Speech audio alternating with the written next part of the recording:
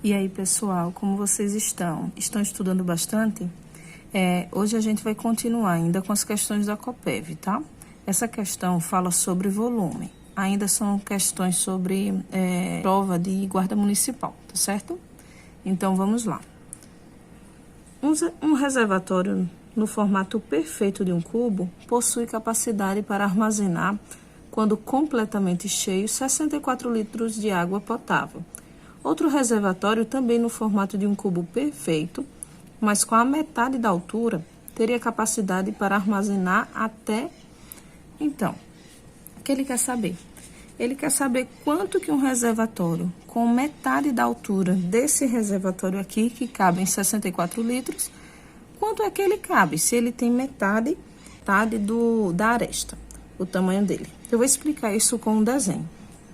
Mas não caiam na besteira de colocar, se é metade, então metade de 64 é 32. Não se resolve assim, tá certo? Vamos lá. Vou desenhar aqui para vocês um cubo. Um cubo, ele tem esse formatinho daqui. Não é isso?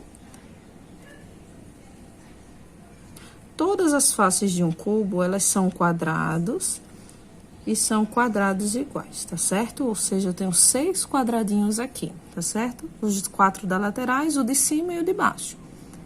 Nesse daqui, que é o maior, ele diz que cabe em 64 litros. Só que, qual é a fórmula do volume? O volume é de um cubo, tá?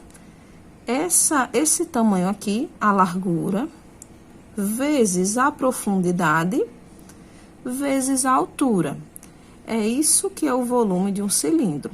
Só que como todas essas arestas são iguais, eu tenho que, se esse lado é A, esse lado é A, esse lado é A. Então, vou multiplicar todos. 1, 2, 3 A's multiplicando. Isso significa que é A ao cubo. Esse é o volume do cubo. Só que ele diz que esse volume aqui é igual a 64. Beleza. Mas como é que eu vou descobrir quem é A? A é um número que, multiplicado por ele mesmo 3 vezes, dá 64. Por exemplo, se aqui fosse um 3, quem seria o volume? 3 vezes 3, 9. 9 vezes 3, 27. Seria 27, tá bom? Que não é o caso aqui. Uma forma de você descobrir é passando o 3 para o outro lado como raiz cúbica. Raiz cúbica de 64, qual é a raiz cúbica de 64? É o 4. Por que o 4? Porque 4 vezes 4 vezes 4 dá 64. Pronto, eu já achei quem é a aresta desse cubo maior.